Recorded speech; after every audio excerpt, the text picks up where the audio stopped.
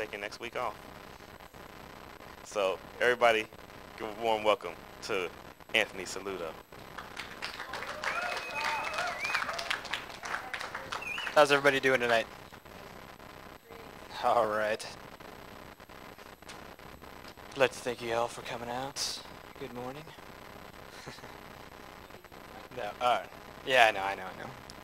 Anyways, well, as you can probably see, tonight I'm going to be talking about forgiveness. I hope you guys like my little Asian people on the stairs, because the stairs are for my 3 steps. I don't know if you can read that. It's kind of small, but it says The 3-Step Program by Anthony Saludo.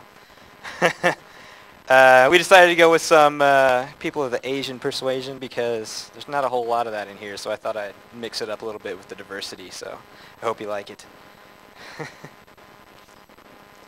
All right. We're going to go ahead and jump into this because it's kind of a long message, and I'm really sorry, guys, because you're going to be in here for a while. I'm just warning you, okay? All right. So how many of you guys like forgiveness? Do you enjoy being able to be given or to be forgiven? I know I do. It's a lot better. You feel a lot better about it, don't you? Like when you've done something wrong, and to a person, place, or thing, whatever, and somebody said it's okay. You're a person just like me, and I'm gonna forgive you for it, whether they needed to forgive you for it or not. So the first one, how many of you, before Johnny, oh, never mind. Well, anyways, can you guess what the definition of forgiveness is? Don't look up there. No. Okay. There you go. You obviously didn't read that. Didn't go on there. Yes, to grant pardon without harboring resentment. Without harboring resentment. The special little, exclamation mark on the resentment part. Harboring resentment. That's important. We'll get back into that later, though. Now, go ahead and get the next little dot. Forgiveness is what really sets us as Christians apart from other religions, at least from what I understand. I'm not exactly a expert. There we go. But one of the reasons being is because God made it easy for us. I don't know about other religions, even for between being a Christian nowadays and being a Christian in Old Testament days, God made it easy for us. You don't have to kill any animals. You don't have to do anything crazy. You just have to say, "Oh God," and then follow my 3 steps, and we'll go right into that. All right.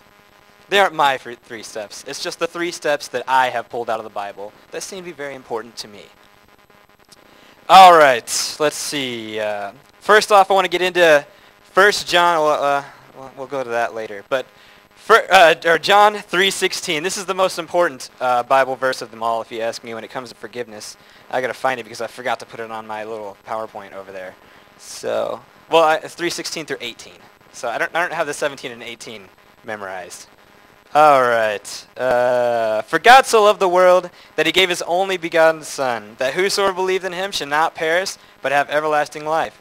For God did not send his Son into the world to condemn the world, but to save the world through him. Whoever believes in him is not condemned, but whoever does not believe in him stands condemned already because he has not believed in the name of God's one and only Son. Is there any way I can get somebody to get me something to drink? I am getting really, really dried out from all the crazy drumming. I don't know if you guys saw me. I was going nuts, though. I do that from time to time. Anyways, so I like to read on to that next part because it makes sure, he points out that God did not send Jesus to earth to condemn us. Because if you just think about this, you saw some guy, he's perfect. You know your friend, when you have your friend who's he's prettier than you or hotter or whatever than you, he's stronger than you, or in the girl's situation, skinnier or whatever, you look at them and you go, I feel condemned by you because you're skinnier than me. Well, Jesus was better than all of us, but he didn't come to earth to throw that in our face. At least I don't think so. You can take it however you like. All right. All right, let's go ahead and jump into Matthew 26, 20 through 25. I'll go ahead and try and read this. You guys have to excuse me because I'm terrible at reading. All right. When evening came, Jesus was reclining at the table with the 12. And while they were eating, he said, I tell you the truth, one of you will betray me. They were very sad and began to say to him, one after another, surely not I, Lord. Jesus replied, the one who has has dipped his hand into the bowl with me will betray me. The Son of Man will go just as it is written about him. But woe to that man who betrays the Son of Man. It would be better for him if he had never been born. Then Judas, the one who would betray him, said, surely not I, Rabbi. And Jesus answered, yes, it is you. So I want to bring that out. There's Judas. There's Judas right there. They're having dinner. They're having dinner, talking with Jesus, having a good time. They said they were reclining, so that means it was a pretty laid-back setting. And then from out of nowhere, Jesus goes, hey, by the way, guys, one of you guys, you're going to betray me. I don't think he did that, but I threw that in there. But, and everyone's going, no, no, no, no, no. And Judas is going, oh, man, I have a feeling that it's me. At least that's what I feel it was like. Now let's go ahead and jump into 31 through 35.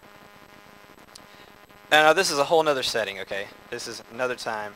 Then Jesus told them, this very night you will all fall away on account of me.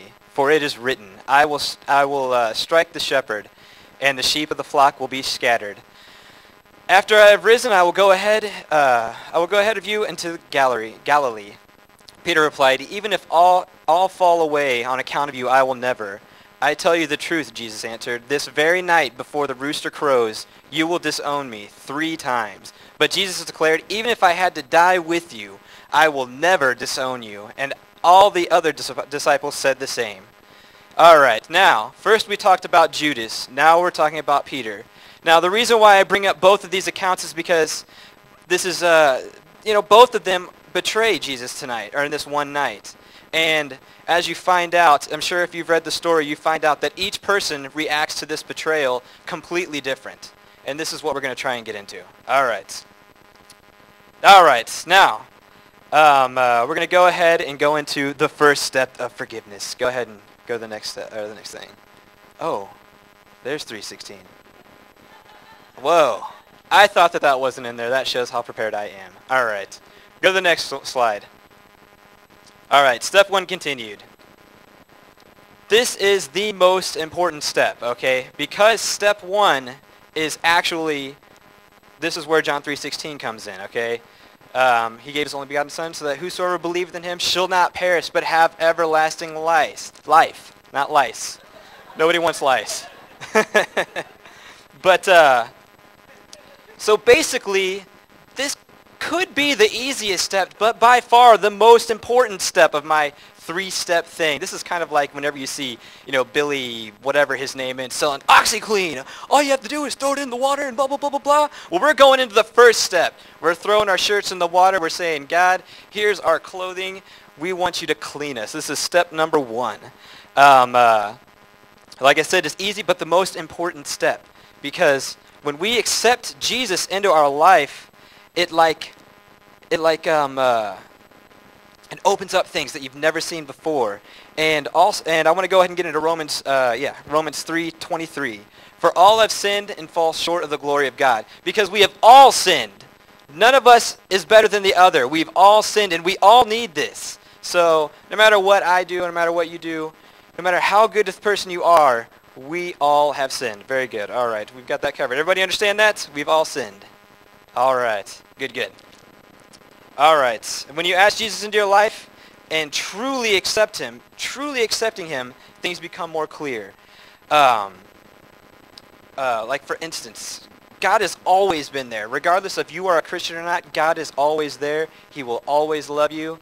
And just whether or not you accept that or not, it's God. And when you accept him, that's when things become clear. All right, let's go ahead and get into step number 2. All right, we're going pretty quick, but it's going to take longer from here, I promise. All right, Matthew 5:23 through 24. Therefore, if you are offering your gift to the altar, and there remember that your brother has something against you, leave your gift in front of the altar. First go and reconcile to your brother, then come offer your gift. Basically, step number 2 is asking forgiveness or apologizing.